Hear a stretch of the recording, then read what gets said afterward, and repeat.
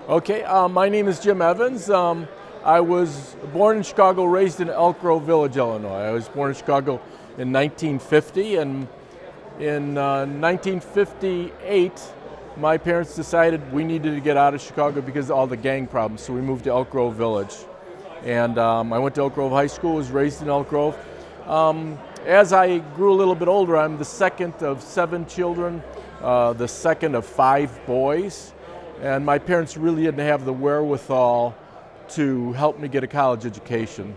So quite honestly, the Vietnam War decided for me that I wanted to go to college because in those days they had a deferment for a college education, which was very discriminatory, but that was the policy. So I decided I was college material, even though I was a C&D high school student. I worked a full-time job all year while I went to high school. I worked at a lousy McDonald's, but I learned a lot at McDonald's about efficiency and speed and production. I met Tom. I was working in an automotive repair shop, and Tom was a customer that stopped by.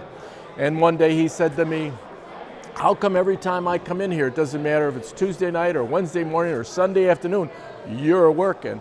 And I said, "Well, I'm trying to make enough money to finish school at Harper Junior College," which is, Harper's a 4-year school now, but in those days it was just a 2-year school. In fact, an interesting story, my first class at Harper Junior College, it was a punch card sorting class in a trailer on the property where the college was eventually built, and all they had was that trailer. There were no classrooms.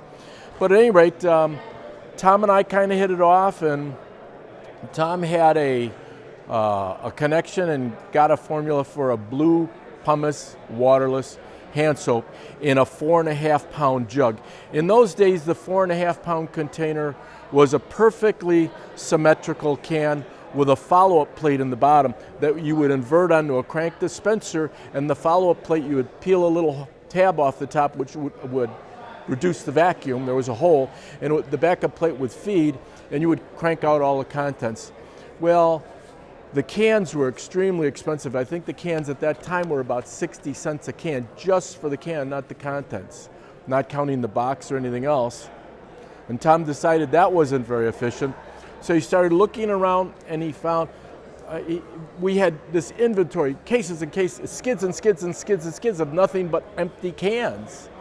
And so we found this supplier that made the plastic 4.5 pound containers that we have now, which are the Tupperware topped plastic containers, and those would nest inside each other. So you could fit 100,000 cans on inventory and take up 5 skids. You weren't taking up half our warehouse.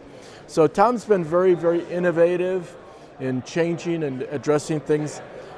Couple of funny stories about Tom and I. When I first met Tom, he invited my current wife, Nancy, and I to come to dinner at his apartment in Arlington Heights. He was renting an apartment at the Gatehouse Apartments in Arlington Heights. So Nancy and I went for dinner, and he served spaghetti, okay, and the dinner table was a pile of first aid 4.5 pound boxes with a bed sheet draped over the top, and Nancy and I both sat on cases of hand soap were our chairs, and we had dinner with Tom, so at his apartment. But over the years, things have kind of grown. There was just the two of us for a long time selling this product on the street, and to be honest with you, we were actively looking for something to do. Him and I were looking to get into some type of a business, and we started selling this hand soap out of the trunks of our cars just to get by till we decided what we wanted to do as partners for a living. We decided we wanted to go into business together, but we weren't sure what we wanted to do. So we started peddling this hand soap just to cover the gap for the summer, and it just got better and better and better. We started getting referrals and building a customer base. I literally, from working referrals and talking to towing companies and the guys at the auto dealership that I knew, I built up a customer base of about 250 small automotive repair shops. And to this day, that's the core of my business that I still do business with. But I decided, and I told Tom, we can't build this little company with just you and me. We need to start to bring in some other salespeople.